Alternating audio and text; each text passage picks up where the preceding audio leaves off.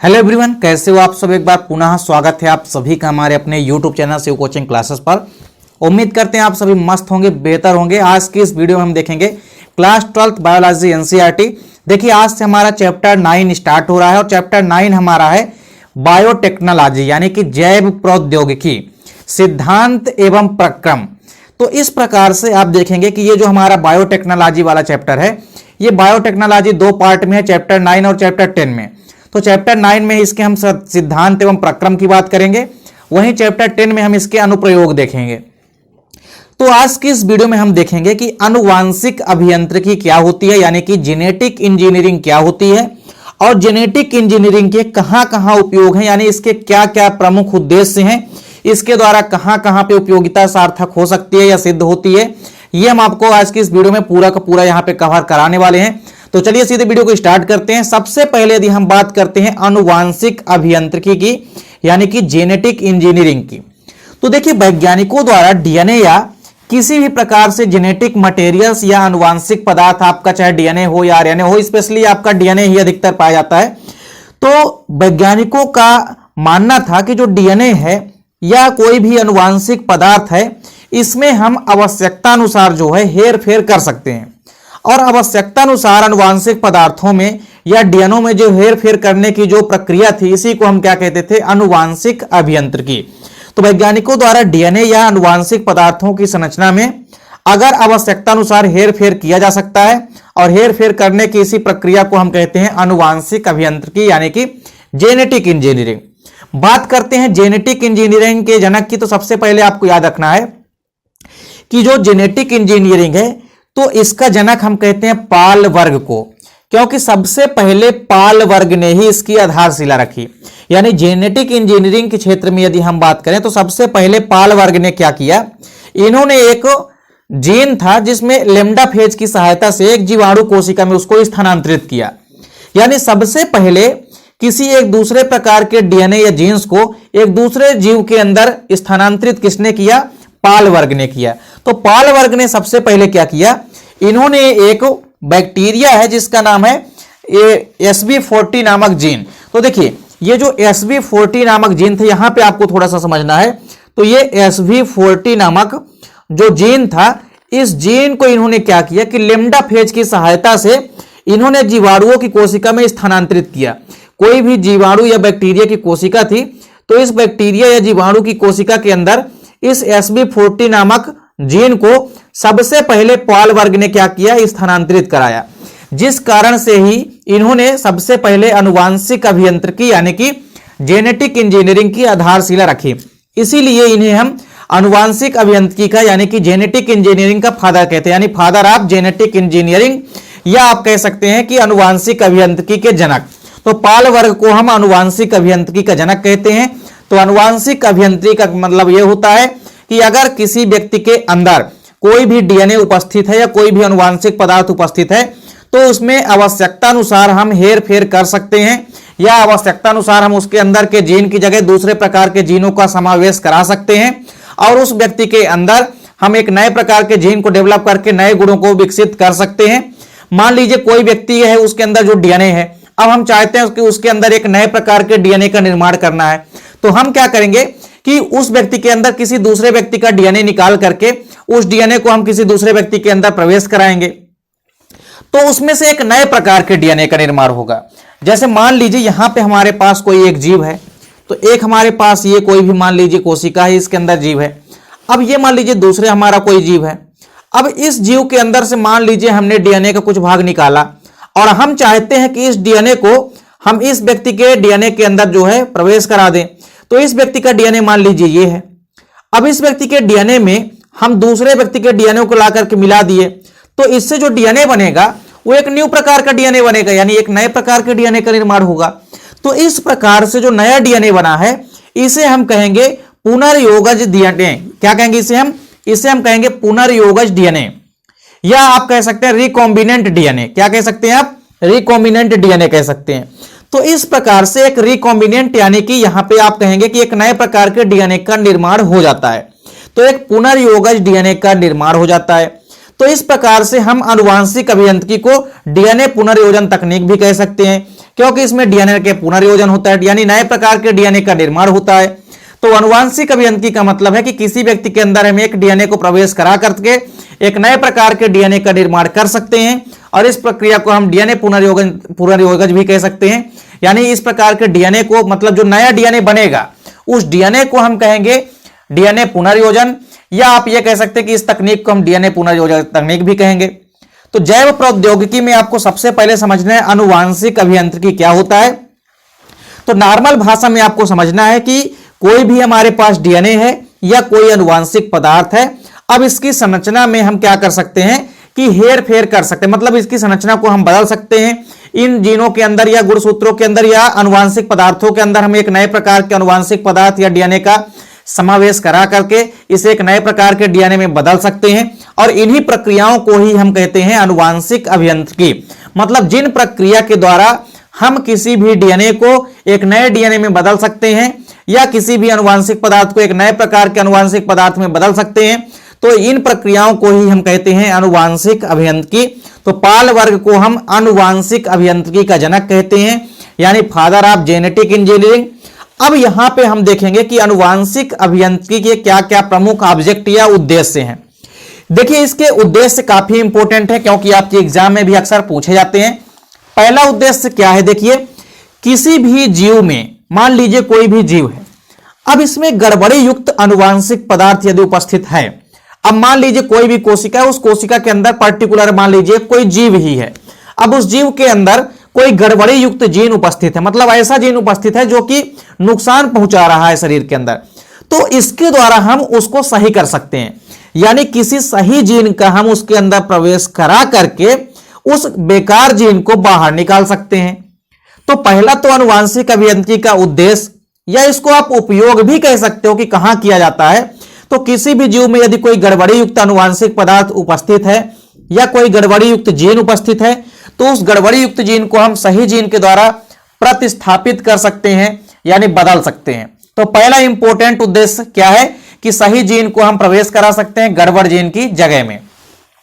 दूसरा देखिए प्रमुख उद्देश्य क्या है कि अगर गलत क्षारक क्रम यदि हो गया है, तो गलत क्षारक क्रम को हम सही क्षारक क्रम में बदल सकते हैं इस प्रक्रिया के माध्यम से।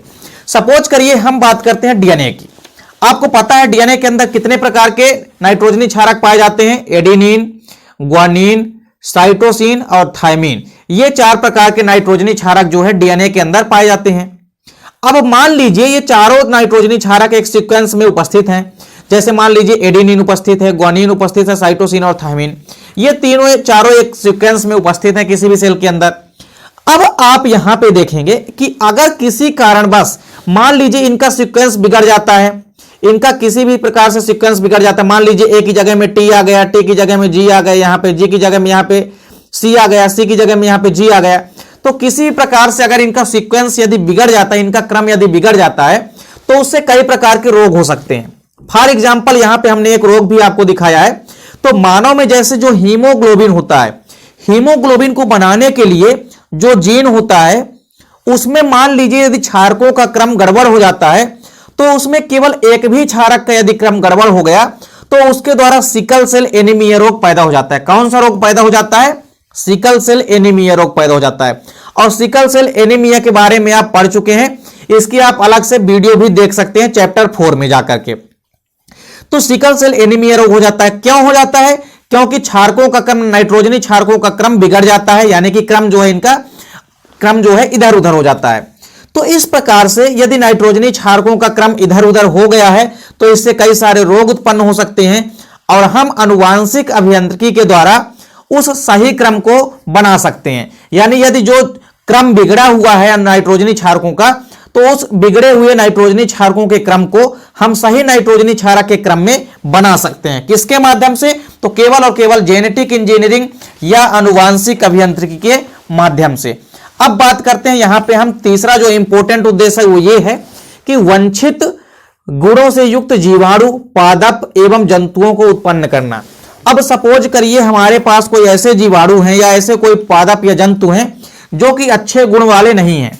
अब अगर हम चाहते हैं कि इन जीवों के अंदर अच्छे गुण विकसित हो जाएं, तो हमको करना क्या पड़ेगा?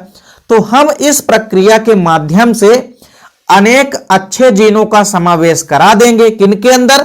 तो यदि पादपों के अंदर हमको करना है तो पादप के अंदर, यदि जंतुओं के अंदर अच्छे गुण विकसित करना है तो हमको अलग प्रकार से अच्छे गुण विकसित कर देंगे, यानी कि नए प्रकार के जीनों का समावेश करा देंगे। तो इस प्रकार से पौधे व जंतुओं के अंदर नए प्रकार के जीन डेवलप हो जाएंगे और नए प्रकार के गुण विकसित हो जाएंगे। तो इस प्रकार से आपको याद रखना है कि वांछित गुणों से युक्त जीवाणु एवं पादप कोशिकाओं को उत्पन्न किया जा सकता है। अब इसके बाद बात करते हैं, जो अगला इंपॉर्टेंट उद्देश्य है वो ये है कि संक्रामक रोगों के लिए अधिक प्रभावशाली एवं सस्ता वैक्सीन का निर्माण।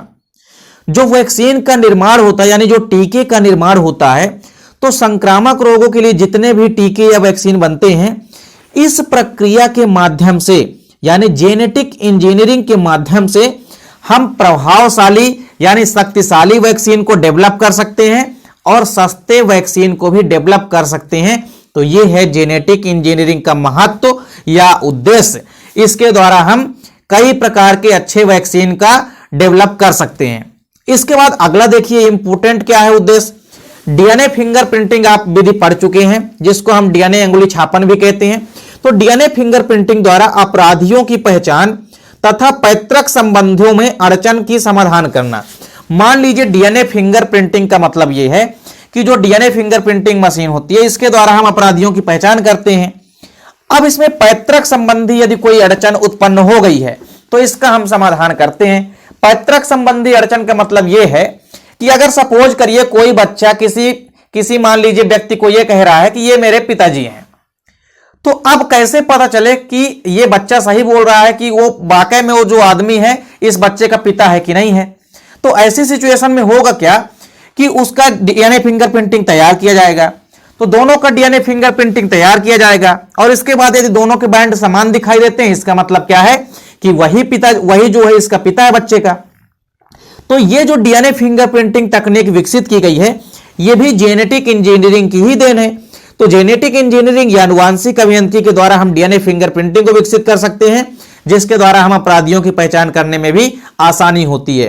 तो जेनेटिक इंजीनियरिंग का उपयोग यह भी है या उद्देश्य यह भी है कि हम इसके द्वारा कई सारी अड़चन या पैतृक संबंधी विवादों को भी समाधान कर सकते हैं। इस प्रकार से आप देखिए अगला उद्देश्य क्या है कि पालतू जानवरों एवं फसलों की विभिन्न प्रजातियों को विकसित करना। मान लीजिए कोई भी पालतू जानवर या पेट एनिमल ऐसे हैं जिनके अंदर अच्छे जीन वाले जीव नहीं हैं। अब यदि हम चाहते हैं कि इनकी जगह कोई अच्छे जीनों का समावेश करा दें तो उनके अंदर कोई नए नए लक्षण विकसित हो जाएंगे। सपोज करिए फसल का एग्जाम्पल दिया गया है, कई सारी ऐसे फसलें भी डेवलप की जा चुकी है आनुवांशिक अभियांत्रिकी के द्वारा, जिनके कई सारे एग्जाम्पल भी आपको मिलेंगे, जैसे फ्लावर सार टमाटर हो गई आपका, बीटी काटन आपका सबसे बड़ी एग्जाम्पल है। बीटी काटन जो कि बैसिलस थुरिंजेंसिस नामक बैक्टीरिया से प्राप्त होगा। तो यह कीट प्रतिरोधी होता है, जैसे ही कीट इसकी पत्तियों को खाते हैं कीट जो है नष्ट हो जाते हैं। तो यह विकसित किया गया किसके अंदर? काटन के अंदर। तो बीटी काटन जो है इसके अंदर एक प्रकार की कीट प्रतिरोधक क्षमता जो है विकसित की गई है।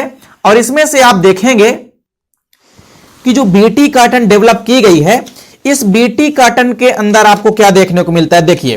तो ये बीटी काटन जो मान लीजिए फसल है, बीटी काटन जो है कपास की एक प्रजाति है या कपास का ही एक किस्म है। तो बीटी काटन की यदि हम बात करते हैं, तो जब आप बीटी काटन की बात करेंगे तो यह एक कीट प्रतिरोधी होता है। इसको किस प्रकार से बनाया गया है, तो देखिए इसके अंदर एक विशेष प्रकार के जीन का समावेश कराया गया है और जो कि बैसिलस थुरिंजेंसिस नामक बैक्टीरिया से प्राप्त होता है। अब इसको इसके अंदर डेवलप करके बीटी काटन मतलब काटन या कपास के पेड़ के अंदर इसको डेवलप कर दिया गया है इस जीन को। अब इसके अंदर कीट प्रतिरोधी गुण विकसित हो गए हैं बीटी काटन के अंदर, और कीट प्रतिरोधी गुण हो गए हैं जिस कारण से कीट यदि आते हैं इनकी पत्तियों को खाते हैं तो नष्ट हो जाते हैं। तो कहने का मतलब यह है कि इसके द्वारा हम कई प्रकार के फसलों को या अच्छे किस्म के जंतुओं को या पालतू जानवरों को भी डेवलप कर सकते हैं। तो कई सारे एग्जाम्पल आपको, जैसा कि हमने बताया कि आगे बहुत सारे एग्जाम्पल आपको मिलेंगे, जो कि पूरे के पूरे एग्जाम्पल आपको मिलेंगे जेनेटिक इंजीनियरिंग से संबंधित जितने भी फसलें तैयार की जा चुकी है या जेनेटिक मॉडिफाइड जितने भी फसलें हैं, आनुवांशिक रूप से रूपांतरित फसलें उनको हम कहते हैं। तो आनुवांशिक रूप से रूपांतरित फसलें या इन्हें हम ट्रांसजेनिक फसलें भी कहेंगे। तो जितने ट्रांसजेनिक फसलें या आनुवांशिक रूप से रूपांतरित फसलें हैं उनके कई सारे एग्जाम्पल आगे आपको देखने को मिलेंगे। इसके अलावा देखिए अगला उद्देश्य क्या है कि आनुवांशिक रूप से परिवर्तित भोज्य पदार्थ को विकसित करना। अब मान लीजिए कोई भोज्य पदार्थ है, अब उस भोज्य पदार्थ के अंदर कोई अच्छे गुण वाले जीन यदि हम समावेश करा देते हैं तो उस भोज्य पदार्थ के यानी जो फसलें पैदा होगी वो फसलों में अच्छी किस्म की प्रजातियां पैदा होगी। जैसे किस्म की हमने प्रजातियों के जीन यदि हमने उसके अंदर समावेश कराया है तो उस नई प्रकार के जातियों के जीन जो है विकसित होंगे, और जब जीन विकसित होंगे तो नए प्रकार की फसलें भी डेवलप होगी। इसके अलावा देखिए रोग एवं कीट प्रतिरोधी किस्म को उत्पन्न करना। हमने पहले इसका एग्जाम्पल दे दिया आपको बीटी काटन का। बीटी काटन में आपने क्या देखा कि रोग प्रतिरोधक एवं कीट प्रतिरोधी किस्म ही तो उत्पन्न करते हैं। तो बीटी काटन जो है काटन की एक प्रजाति है जो कि कीट प्रतिरोधी होती है। इस प्रकार से आप अगला उद्देश्य देखिए क्या है कि विभिन्न प्रकार के जो फसलें हैं इनमें नाइट्रोजन स्थिरीकरण की क्षमता को विकसित करना।